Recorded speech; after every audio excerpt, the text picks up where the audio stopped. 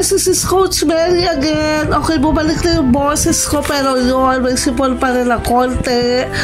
At okay, guys, ang topic natin ngayon is bakit maraming bullies and road rage. Di ba may mga away sa school? Okay, may nag-request sa akin yan. And then, bakit maraming road rage? Bakit nga kaya? No? Napakainit ang ulo ng mga tao. Okay, so, at pag-uusapan natin yan. Okay, for the meantime, ito ang aking branch ngayon. Okay, mag-stack kayo nito guys, Pasta Express. O kaya itong spaghetti. Ito yung ina-atake ko tuwing umaga. Para mabilisan lang ba yung kilo. So, ayan lahat. Tapos, samahan mo ng kape, kopi ko. And then, huwag kalimutan ang gulay, okay? Para kayo ay may elimination of wings. Okay, so ang gulay ko, pinakamabilis. Pinakamabilis talaga, guys. Carrots, corn, green peas. Mabibili nyo to sa Alphamart. Ang Alphamart sa amin, 24 hours. Ewan ko yung ibang branch. Okay, so yan lang. May gulay, may carbohydrates, at may kape. Okay, so mag-stack kayo ito kasi ito ang bilis lang nito eh, pero ang sarap na. Tapos pag medyo natatabangan kayo, lagyan nyo ng parmesan o cheese. Swak to sa mga bata, to sa mga ayaw gumising. Okay, ito na. Ano nyo na to ha?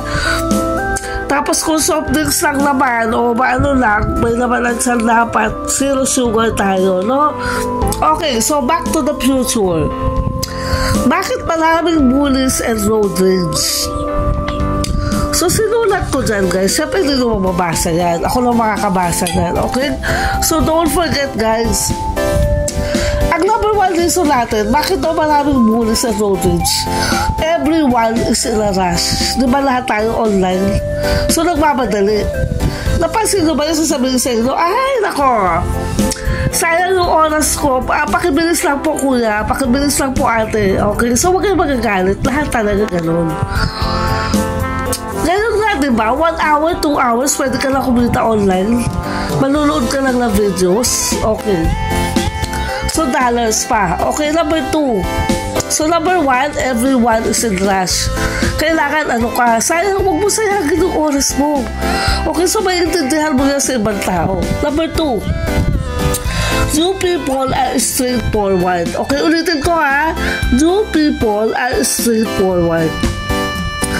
So, minsan, masakit pakinggan, di ba? Na yung tao prangka, halos lahat, actually, prangka na sila. Ibig sabihin, ano yan? O kuya, magkano ba to?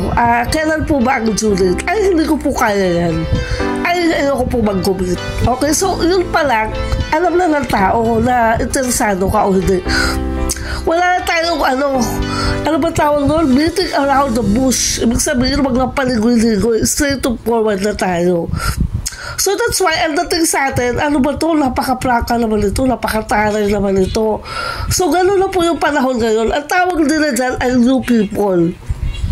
Kung meron sila din tawag na conspiracy na new world system, meron tayong new people. Actually, ang tawag nila dyan, new people versus lumang tao. Mamaya, i-discuss ko sa inyo ang lumang tao.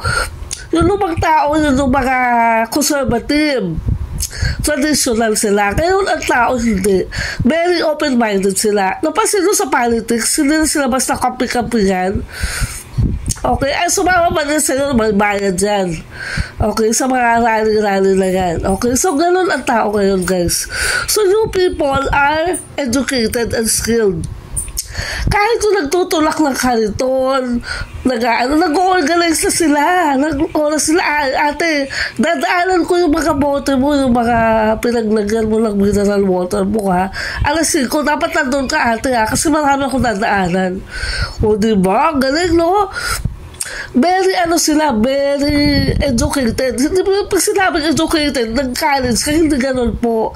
Ang edukado o pagiging edukado ay yung alam mo yung rules. Away tayo doon sa rules at yung pamantasan o pamantayan ng isang tao o ng isang establishment. So, edukadong gumalaw. Sabihin, Kaya tayo nagiging prangka o straightforward kasi alam na natin yung rules eh.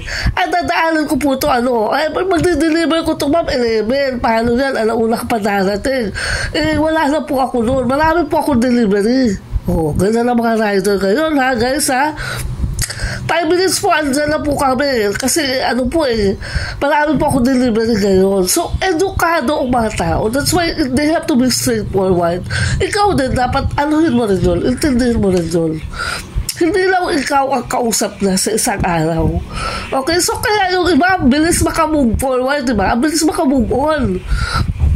Okay, next guys.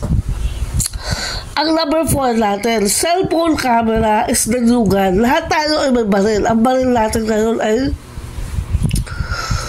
cellphone. Okay? So, hindi mo na kailangan magdala ng baril, kuya. Cellphone lang yan. Sabihin, sa restaurant, pansinin mo, pag sobrang bagal at gutom na gutom ka na at nagkukwentuhan pa yung mga sales clerk, maglabas ka ng phone, ang bilis yan. Pansinin nyo ha. So, wag na mag-abusuin. Hindi naman natin sila. Baka naman talaga busy sila o maraming order. Pero ngayon, pag naglabas ka ng phone, ang tao, ang kaaway mo, napapatahimik. Ang kaaway mo ay, ang kaharap mo, biglang bumabait. Okay? So, yan na yan ngayon, ang panahon ngayon. Bakit maraming bullies at road rage? So pag may kausap ka na feeling mo, susugurin ka, ilabas mo yung phone mo. Sabihin mo lang malumanay. Huwag mo na sasabihin, kukulan kita, gagawin kita content. Sige, vlogger ako. Hindi ganun po. Sabihin mo lang, ano po ba problema natin? Tapos sabay, labas mo lang yung phone mo kung wala may tatawagan ka. Okay, so para aware sila, hey, naku, delikado ako dito, baka Facebook ako, baka matulfo ako, diba? Next natin, number 5, upbringing. So, lumalabas na yung bagong new blood na tinatawag nila na iba na yung mga bata ngayon eh. Very aware sila sa nangyayari. They know kung sino yung bully at hindi. In fact, yung mga tao ngayon, yung mga bata ngayon, tinutulungan na nila ng parents sila. No to strangers. No one will touch your private parts. No one has to shout at you. No one has to hurt you. Diba? Yung bata nagsusumbong na. Pag sinaktan ng bata, yung kapwa bata, kinabukasan, yung bata kasama niya yung nanay sa guidance sa office. Magkikita na kayo sa barangay. So, ganun po ka-aware ang mga tao ngayon. So, that's why, ingat-ingat tayo sa mga salita natin. Okay, minsan narinig na, pinapabayaan na tayo, pero isang araw, hihilahin ng buhok mo. Joke lang. Okay, next. Tingin-tingin, paninig-paninig. And then, ano pa? Ano tayo? Tawag nito. Habula na. Okay, ganyan na road rage, diba? Okay, pag-uusapan natin yan. Wait lang guys, ha? Okay guys, so balik tayo sa number 6. Bakit maraming bullies at road rage? Okay. So yung una natin, diba? Everyone is in a rush. Okay, lahat nagmamadali. Number 2, you people are straightforward. Yan yung mga bagong tao ngayon, no? Versus lumang tao. You people, kasi ayaw nila, bagong tao. Gusto nila, you people, para sosyal. Versus lumang tao. Okay. More educated and skills ang mga tao ngayon. Okay, ibig sabihin, mas aware sila sa batas. Mas aware sila sa rules. So, cellphone and camera is the new gun. Number 5, upbringing. Paano ka ba pinalaki na magulang mo? Okay, ibig sabihin, okay lang ba sa'yo na makipagtaltala sa labas ng bahay? Parang natural lang sa kanila yon. Okay, so sa iba, sensitive. So, ngayon, hindi ka nagmumula, hindi ka rin tahimik, pero neutral ka. Sabihin, neutral yung boses mo. Professional. Sound professional. Hindi ko po kaya yan. Ayoko pong mag-commit. Okay? Yung palang alam na nila. Meron ka ng boundary. Okay? So pag sinabi nila, ay, iba itong tao na to. Hindi basta-basta to, may boundary ka na eh. Sabihin, wag ka masyadong assuming, diba? Para ganon. Okay, next, number 6. Yung mga tingin na mga masamang tingin, diba? Diyan nagsisimula yan. Nagdadrive ka, lalampasan ka ng motor, tapos nagkasabay kayo. Titingnan nila masama, titingnan ka nila masama, magbubukas ka ng bintana mo, mag-aaway na kayo dyan. Maglalabas na siya ng patali, maglalabas ka na ng baril. Okay? So, dyan pa lang sa tinginan na yan, nagkakaroon na ng away. Diba? Nagkakaroon na ng away. Tapos ito na, sabihin, pag hinawa ka pare, akala mo tinapi ka na, tinula ka na, o di nagsuntukan na kayo, di ba? So yan, aggressive versus no contact apprehension. Pilitin natin na makipag-away na hindi mo kinakausap yung tao. Coach, pwede ba yun? Sinisita ko siya pero hindi ko siya kinakausap. Pwede po yun. Meron tayong tinatawag dyan. Meron tactic yan. Mamaya, iaano ko sa inyo. Okay, so no contact apprehension dapat. Tingnan mo lang siya, may professional, tapos tanungin mo lang ano po problema. Okay, ngayon, pag yan lumapit sa'yo, tapos tinuro-turo ka na, wala na siya karapatan gawin doon. Okay? Paalala mo sa kanya, huwag ka lalapit sa akin kasi may pupuntahan ka. Ibig sabihin, mano ka sa authority? Kasi ganito yan sa school. Doon sa school na inaanuhan ko ngayon kasi kumuha ako ng alumni card. Okay? So, hindi ko nababanggitin yung school. Kumuha ako ng alumni card. Ngayon kasi, ang rules nila sa guidance, pag pinaringgan ka, hayaan mo lang. Pero pag lumapit sa'yo, more than, kasi ang personal space sa batas, 5 meters. Okay, pag lumapit sa'yo more than that, tapos sinuro-turo ka na, sumbong mo na sa guard. Lumapit ka sa guard. O kaya, feeling mo, nakasalubong mo yung kaaway mo, di ba? Feeling mo ba hindi maganda gagawin? Sa itimbre mo sa guard, hindi mo naman siya sisitahin eh. Hindi naman siya sisitahin eh. Alam lang guard na may history kayo. So pag gumawa siya ng hindi maganda, alam lang guard kung anong gagawin niya. Kahit po sa barangay merong ganyan, hindi mo ipapatawag yung tao, ititimbre mo lang. Na itong taong ito po nagbabastos ng babae doon sa lugar namin. Hindi siya huhulihin. Pero titignan yung pagmumukha niya para alam nila kung ano yung history niya. Para pag gumawa siya ng hindi maganda, alam lang parang dadamputin na siya. Diba? So yun, walang salitaan yun ha. Walang usap yun. Walang anuhan yun. Walang mediation sa barangay yun. Sabihin, binibigyan po pa ng sasyon tao na baka naman mainit lang ang ulo na. O meron lang siya pinagdadaanan. Okay? So yeah. So no touch. No contact apprehension. Parang traffic light. Walang sisita sa'yo. Pero pag gumalaw ka lang hindi maganda, may dadampot sa'yo, di ba? So guys, lalo na yung mga girls, pag alam nyo naman na bastos, binabastos na kayo, tapos pakiti-ngiti pa kayo, wag naman kuya, pampasampas ka pa sa arms niya, kawawa ka dyan, di ba? Bilang babae, ano mo siya? Sumbong mo sa guard. Kuya, hindi, parang hindi maganda yung tingin sa akin. Kasi ngayon, sa MRT, makikita mo yung poster nila, bawal tumitig sa babae na maigsi ang suot. Okay? Bawal yun, guys. Yun sa bawsi yan, ha? Aralin nyo yan. Okay. Number 8. Number 7 pala. Pressure.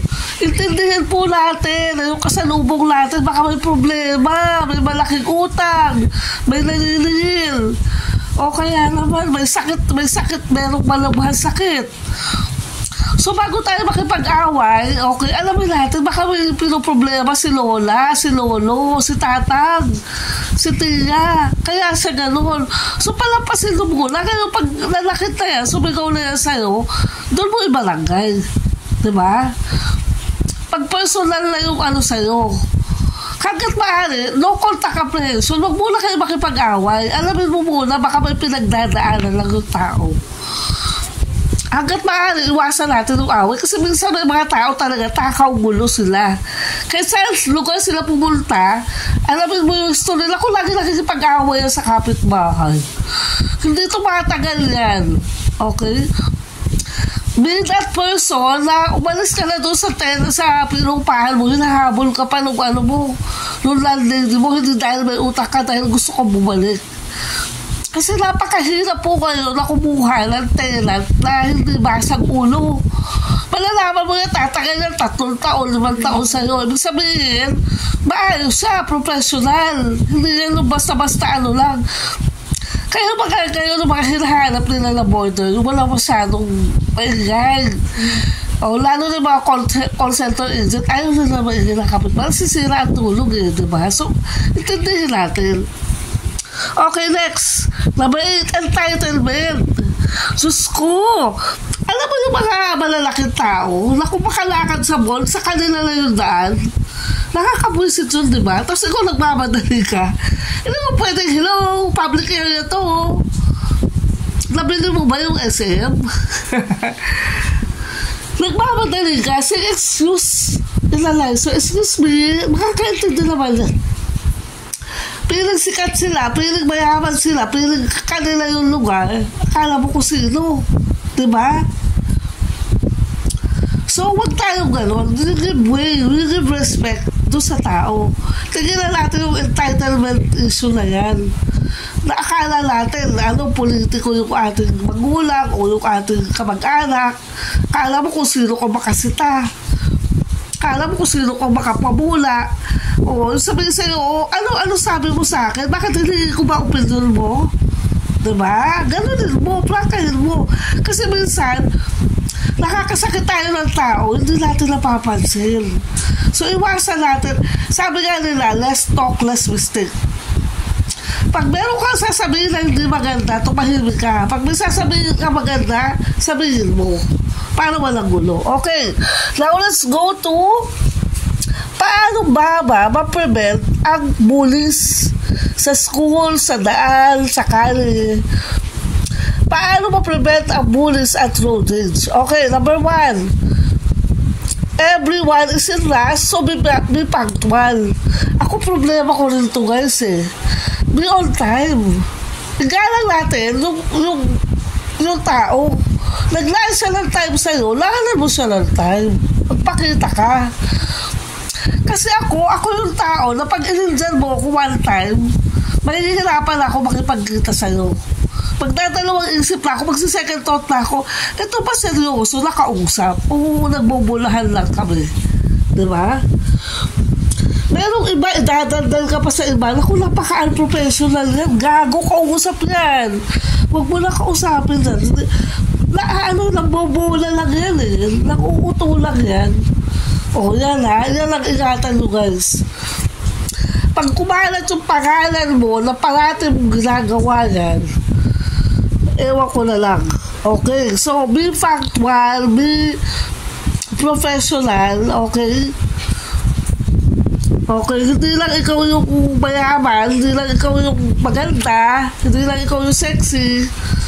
Be factual. Huwag ka masyadong paano, alam mo yun? Okay, number 2. Sabi dito, new people are straightforward. Ang plaka naman ito. Okay guys, use good words. Diba? Ibig sabihin mong baboy mataba. Ilang bandihado na kaya mo ubusin. Huwag mo ganunin.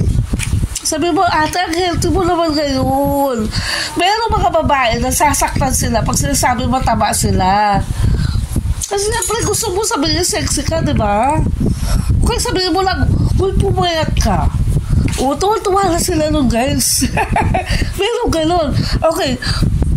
Use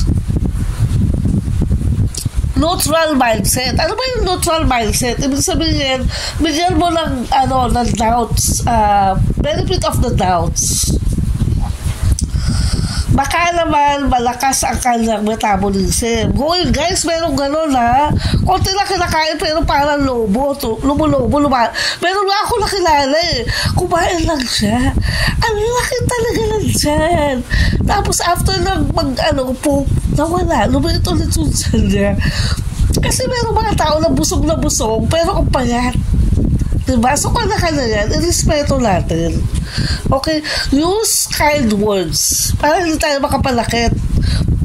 Ang panalakit, guys, hindi lang yan physical, ha? Minsan, mental.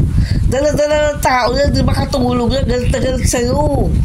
Pinipindot-pindot na yung picture mo. Sinusulog na sa kandila, hindi mo pa alam. Okay? So, ganun ang tao. Know who are talking to. Okay, doon sa number 3 natin, di ba? Mas edukado ang tao, so mas straightforward, mas skilled sila, mas mayabang sila ng konti. Ibig sabihin, mas plaka sila. Okay, so ano ba ang dapat gawin dyan? Kilalanin mo yung kausap mo. O, tingnan mo, yung mga estudyante, pansin mo, malalaman mo yung public sa private.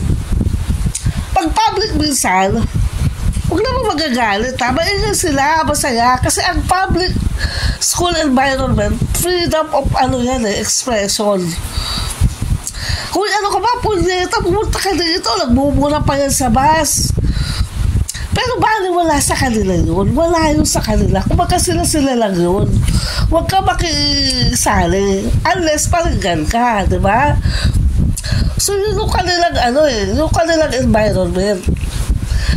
Kaya ngayon, di ba, sinulong ng DepEd, yung balanced education, yung personality development. Na pag nakaupo ka, nakapalda ka, iti ko mo naman ang kita mo. Di ba? Tinuruan na sila ng gano'n. Pag makikipag-usap ka, hilaan mo naman yung boses mo. Huwag ka masyadong panigkira. Tinuro ko na yun ngayon. Tinuturo na yun ngayon life skills. So, isasama na yan sa bagong curriculum ng DepEd para po tayo ay makaiwas sa away at gumalaw tayo mula sa ayos. Hindi kailangan sosyal-sosyalan ka. Kung auto naman ito, sosyal naman ito, hindi ganon. May neutral lang, guys. Okay? Nagandahan ka, okay, fine. Itian mo, napakitan ka, ito mahimik ka, wala kang pakialam kung pangit siya. Diba? Huwag tayong hindi yung pag dumating tayo sa isang lugar, kailangan malaman na buong basa na dito ako, sikat ako. Diyos ko po. Diyan nagsisimula ang bully. At saka hindi lang yun. Pag ayaw sa'yo, maghahanap pa yan ang kasama para umayaw sa'yo. Nagre-recruit pa yan. Grupo-grupo pa yan. May group chat pa yan. Pipicturan ka. Tapos, isisend yung picture mo. May group chat sila. Lahat sila tumatawag doon sa GC na yun. Diba? Kung mababasa mo yung GC tungkol sa'yo, makakapatay ka ng tao. Okay, so, iwasan natin yung ganun, guys. Kasi, ngayon nababasa lahat. Okay, at ang korte po ha, ang RTC ay tinatanggap ang fluke versus ang proof ng print screen. Kasi pag yung prueba nila na nagsisismisan kayo, di ba group chat sila?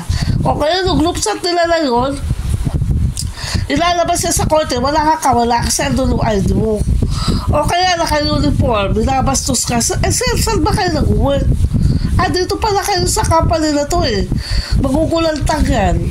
Gusto na report ko kayo sa company no? Inside and outside the premises of your company, kailangan tayo po ay we represent the company. So, ano ba yung taga-ABC company, binastos ako, ginanan ako, binuna-muna sila. Patay ka ngayon. Hindi ikaw yung pinag-uusapan dito yung pangalan ng company mo. Lalo na kung ang company mo ay service-oriented. Meron ngayon, di ba, na meron isang company na pinagbantaan na rape niya, gagang-rape niya, tinanggal siya sa work. Kasi, customer service siya, dala-dala yung company. So, magkaganon ka lang customer. Hello, ate. Hello, madam. Okay. So, alam natin, dala-dala natin yung pangalan ng company. Okay? Next. as parents, okay, number 4, bring up your cellphone all the time. Kasi yung anak ko, sabihin, kung magbibigyan ng gadget, hello, bigyan nyo po ng gadget nyo at turuan nyo kung ano yung tamang oras sa paggamit. Magkaroon kayo ng rules. Pero huwag nyo namang i-suppress yung bata na hindi matuto ng technology. Turuan nyo sa umiwas. Alam nyo yung makakasama sa kanya dapat. Kasi ako, I don't deprive my kids to play. Meron siya sariling playtime, meron siya sariling laruan, meron siya sariling cellphone, meron sariling laptop. Ibig sabihin, kailangan na matuto. Mapapag-iwanan yan. Kasi bawal lang bawal, hindi ko alam yan. Kasi di marunong sa technology yung bata, paano makakaano yan sa one of the ways na ang social interaction natin ngayon, social media, tandaan nyo guys ha, yung nangyayari, yung katindera sa palengke, naka-iPhone 16 tayo pa, di ba? So technology, alam mo yung tindera mo, yung katulong mo, mas marami pang followers kaysa sa'yo, grabe, di ba? Kakaloka. Okay, so as parents, teach your child manners. Okay? Turuan na ng manners. Hindi yung nakaagaw ng pagkain ng bata. Turuan na mag-share. At saka huwag magmura. Kasi yung anak ko yung struggle ko. Kahit galit na galit ka na, huwag ka magmura. Sa kanila kasi natural lang yun. Pero hindi dapat. Use the language. Paglaki mo, dapat professional ka pa rin. Although hindi tayo perfect ha, guys. Hindi ko po sinasabi perfect ako. Okay, so ako po ay napapaaway sa bus. Paminsan-minsan, once a month. Joke lang. Hindi mo maiiwasan kasi mga tao na alam mo yun, mga epal, kapal books. Wala tayong magagawa dyan. It's a way of life. Pero you have to handle your anger. Okay, otherwise, ikukulong ka na lang. Yung papatay lang sa'yo ng tao, yung nagpipis mo lang. Papayag ka nun. O kaya yung sa'yo, yung malalabulot sa'yo, yung taga-kanto lang. Nagwawalis-walis lang dyan. Papayag ka ba nun? Okay, so hindi, di ba? Edukada ka. Huwag mo na lang pansinin, huwag mo patulan. Sabi nga lang, don't stoop down to their level. Alam mo yung kaya ka nag-aaral, kaya ka nag-school, kaya ka nag-opisina, kaya ka nag-college, para ma-level up mo yung hindi lang yung way of life, yung pamumuhay mo, yung character mo as a person. Kung may mga lugar talaga na hindi maganda. So, stepping stone mo lang yan, kaya hindi habang buhay nandiyan ka. Diba? Makasama ka lang ng ayos. Kaya pag below the belt na, o kaya naman, edi mo rin, tirahin mo rin. Okay, mag-usap tayo sa barangay. Okay, daanin mo sa papel. Learn to fight without fighting violently. Okay, sabi nga nila, wag mo gamitin ng dahas. Meron ngayon, pinatay lahat ang paladero na. Kasi iniisip na, narinig na pinagbabalakan na siyang patay. Inunahan niya. Kung ako naman doon, kung ako yung amo ba't naman ako papatay? Papatay ko paladero lang. Diyos ko naman. Sinaya ko yung buhay ko, nagpakulong ako dahil sa isang paladero. Sabihin, mo naman yung sarili mo, ang gawin mo, isumpong mo sa, iblatter mo sa barangay. Para alam ng barangay na, puntahan mo sa PNP. Kasi ako pag malala ang gulo, wala na tayong barangay, PNP na tayo. Pulis na tayo, ate. Wala na tayong barangay. Kasi pag pulis, pag meron akong prueba sa'yo, wala ka lang explanation. Nandun ka lang sa kulungan. Sa totoo lang. Okay, so sanay tayo sa kriminal dahil nga tayo po ay nagtatrabaho sa RTC at tayo nagme-mediate ng mga away-away. So habaan natin ang pasensya natin. Okay, number 7. Yung number 6, diba? Tingil-tingil, pari-parinig. Tapos ayan na, nagtutulak ka na maya-maya, nag-aaway na. So kalamayan to sa road rage, so mga motor at saka mga car. Diba? O pare? Para may isang yung motor, nag-cut siya. O kaya nag-cut naman, hindi mo malaman kung sino may kasalanan. Nagkakabulan sila. So, kinatong motor, nilabasan na lang itak ko. Sabi niya, sige, labas mo yung baril mo, ka, mag-away tayo dalawa. Ang ginawa ng lalaki, hindi siya lumabas. May lumabas na isa. Sinabi sa kanya, para anong problema kung polis to? Yung polis hindi siya naglabas ng baril, ha? Sinabi niya na, sir, polis ako, authority. Ano ba problema?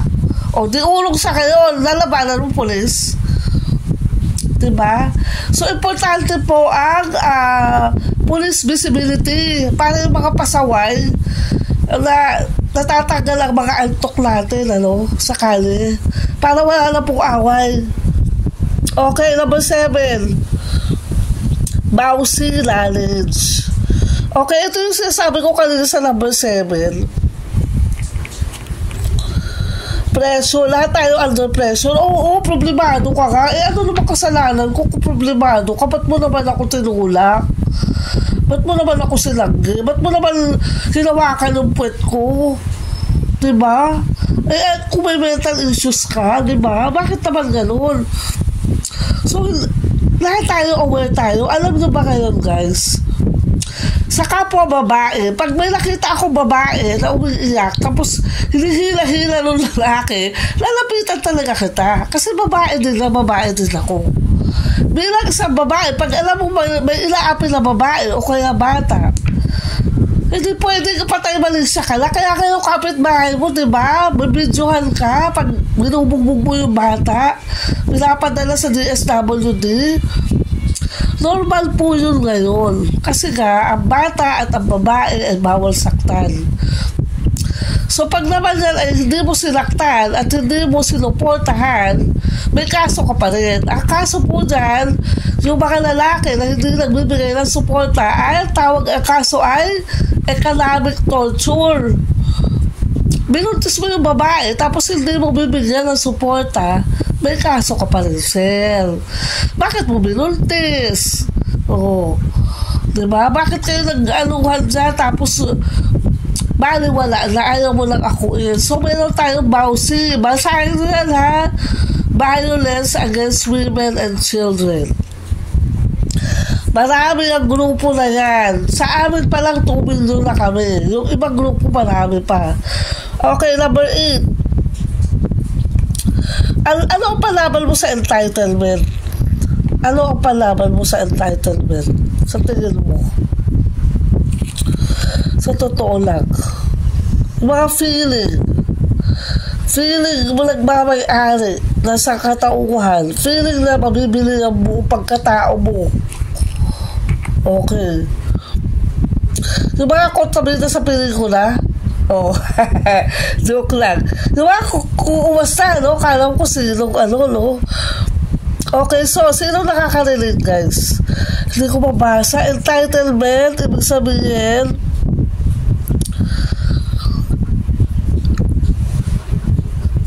alamin mo yung kanyang trabaho. Okay?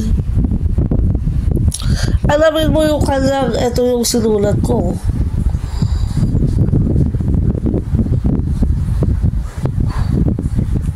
Okay. Ayan.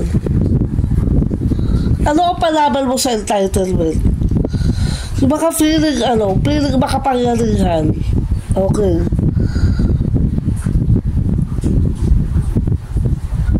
Kung may camera ka, kung meron kang kung meron kang camera, kunan mo. I-record mo, dahil. Huwag ka magpa-apply, ha? Sabay ganun. Huwag ka magpa-apply. Sabay ganun, Sabi nga, Bisaya. Dahil, kulamin natin, dahil. Okay. So, yung mga ganun tao, i-record mo siya, tapos dalhin mo kay Tulpo. Joke lang. Okay, ganito gawin mo. May mga tao talaga na loud. Ibig sabihin, malakas yung kanilang personality.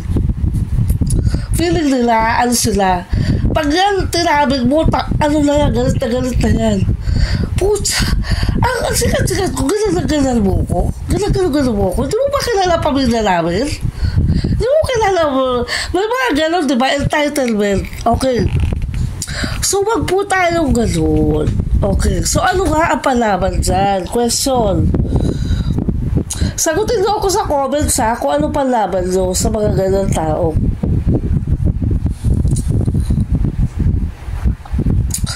Okay, so I think I know the answer. Okay, bukod sa itutulpo mo yan, anuhin natin, i-record mo. Okay, taanin mo sa papel. Meron ngayon mag-asawa, diba? Sinismis siya, hindi siya nagsasalita. Isang araw, nagpadala siya ng sampila. Pinadala sa sampila, okay, doon na lang po tayo mag-usap sa korte. Huwag na tayo magpariligan pa. Mas maganda po yun para narinig. Kasi meron po ako problema, nirecord pa lang siya, isang buwan. Okay, eto ha guys. Meron kaming nahuli na isang call center agent sa isang convenience store. So kung sa hindi po nakakaalam, sa CCTV operation, merong mga galawan na pag nakita mo on eye level, hindi mo makikita na may kinuha siya. Kasi nakajacket siya eh. May kinuha siya. So hindi mo alam. Akala mo lang may tinignan lang na chocolate. So ano?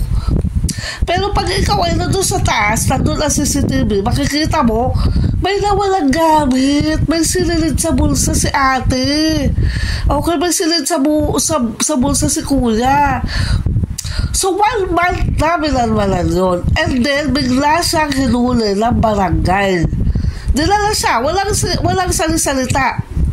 Pero saan siya, dinala siya ng pulis, dahil pinaabot nila na 5,000 more, kasi pag 5,000 and below, ang damage mo, sa barangay ka. Pero kung more than 5,000 ang damage mo, ikaw ay sa pulis na. Qualified debt na po yan, ha guys? So kung maglalakaw kayo, below 5,000 ha? Joke lang. Okay, kung maglalakaw ka na more than 5,000, hindi na po kayo dadali ng barangay. Okay, doon na po kayo sa pulis. Kasi ang suma total na nakuha kay ate ay more than 18,000 worth of chocolates. So ibig sabihin, 1 month siya pinagmala sa CCTV. Nung kwenta nung, kasi nagbabayad dyan, maawa naman kayo. Ang nagbabayad po dyan at nag-aabono ay mga security agency at yung sales clerk. Pagkahatian nila yun. Kasi ano yun eh, qualified as ano na yun eh, stolen goods. Bakit mo pinabayaan? Kaya kami nag-hire ng staff para bantayan mo yung store. Bakit mo pinalakaw? Diba? So paghahatian na ng security guard, ng sales clerk at saka ng cashier. So kung 15,000 natin, pa 5,000 sila. Babayaran nila yan, pero ikukulong ka. Okay, tapos yung i-reimburse sa kanila yan pagkatapos mo umalis sa kulungan after ng hearing. Usually, ang stealing o pagnanakaw ay walang hearing. Wala lang hiring-hiring yan, manang. Okay, so mga lola ha, mga apo nyo ha, iwas-iwasan nyo po. Wala na pong hiring ang pagnanakaw, diretso kulungan na po yan. Okay? Kahit yung chismis, pag ikaw ay na-record na nag-chismis ka, patatabihin na yan. Pag below the belt at na taabing mo ang BAUSI law, Violence Against Women and Children law, o yung batas na yun, hindi ka na pupunta ng barangay, pupunta na kayo sa pulisya. Okay? So, yung paninirang puri, may nakulong na po dyan. Hindi ko na mabanggitin kung sinong media yan, ha? So, iwasan po natin yung mga bad comments. Okay? Masaya talaga na mag-usap at magkwentuhan ng mga bagay-bagay para tayo ay maibsan ng problema, di ba?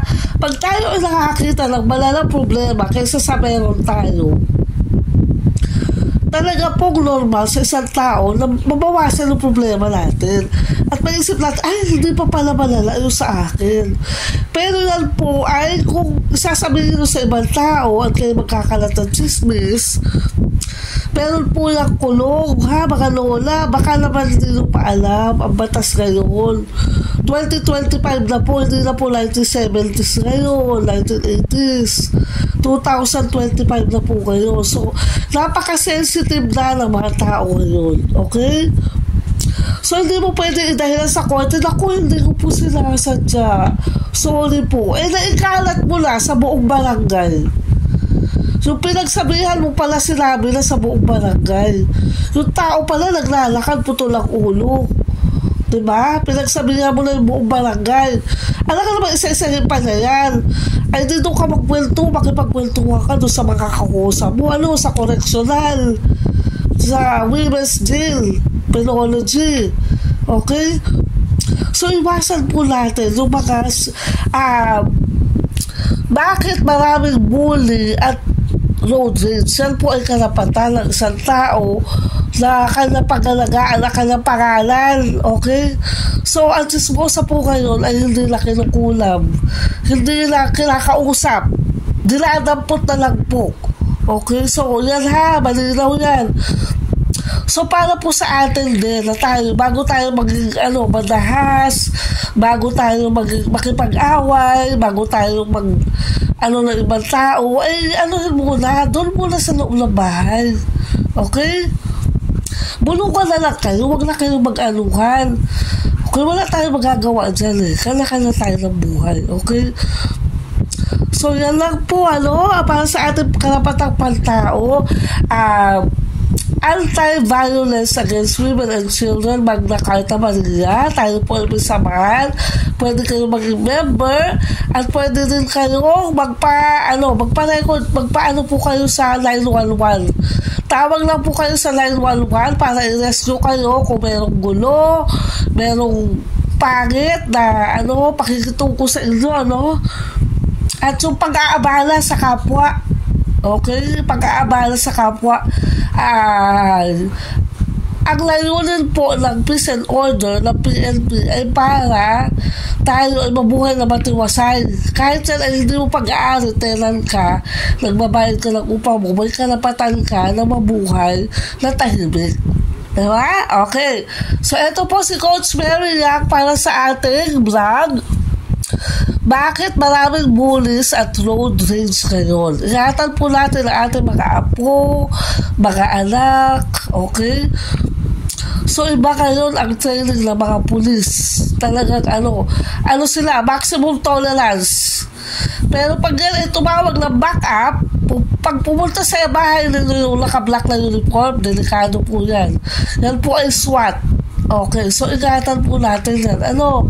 So nagko-coordinate po ang mga barangay. At pag meron tayo record sa barangay, nandun ang pangalan mo, nandun ang pagbubuka mo sa barangay. Ikaw ang nagdemanda o ikaw ang nagdemanda sa barangay, meron kang picture sa barangay. Nasa system po yan. At pag yan ay inalam ng PNP na may record ka sa barangay, malamang sa malamang, malaki ang chance mo na makulong. Kung paulit-ulit. Okay? Salamat. Okay, again, this is Coach Mary. Have a great day, everyone. Alagaan natin yung ating mga matatanda. Yung mga lola natin, magbigay respeto tayo sa kanila. Okay? Have a great day. Stay beautiful. Bye for now. See you again.